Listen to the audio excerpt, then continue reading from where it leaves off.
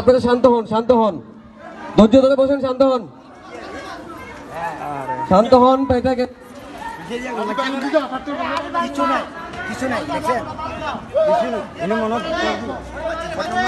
দরিদ্র হত দরিদ্র যারা আছে তাদেরকে আমরা সহযোগিতা করব ঈদ উপহার হিসাবে তারেক রহমানের। ইতিমধ্যে আপনারা দেখেছেন এটা নিয়ে আমাদেরকে আগেও হুমকি ধমকি দিয়েছে, এখন আমাদের এই প্রোগ্রামে আপনারা স্টেজে আগুন ধরিয়ে দিয়েছে।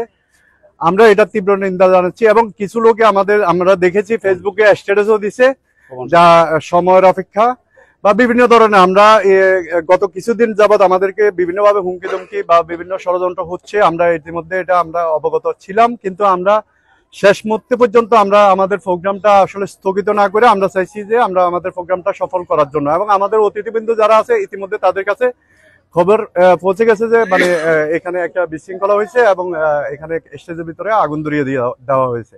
এখানে আওয়ামী লীগ এবং আওয়ামী লীগের কিছু দোসর আছে যারা আওয়ামী লীগকে প্রতিষ্ঠিত করতে যায় আজকে আমাদেরকে মনে করেন আমাদেরকে নিজেদেরকে ধ্বংস করার জন্য একটা নকশা তারা আঁকতেছে এবং আমরা এটার তীব্র নিন্দা প্রতিবাদ জানাচ্ছি।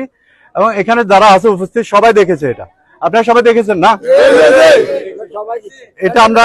এটার আমরা বিচার চাইতেছি বা বিচার আগামী দিনে আমরা এটার একটা ব্যবস্থা নিব। আমরা হয়তো মামলা বা যে কোনো একটা ইয়ের জন্য আমরা আপনাদের মাধ্যমে আমরা আমাদের ফেনী জেলাকে বা ফেনী জেলা বিএনপির কাছে আমাদের এই ইয়াটা জানাচ্ছি যে তারা যেন এটা আমলে নেয়।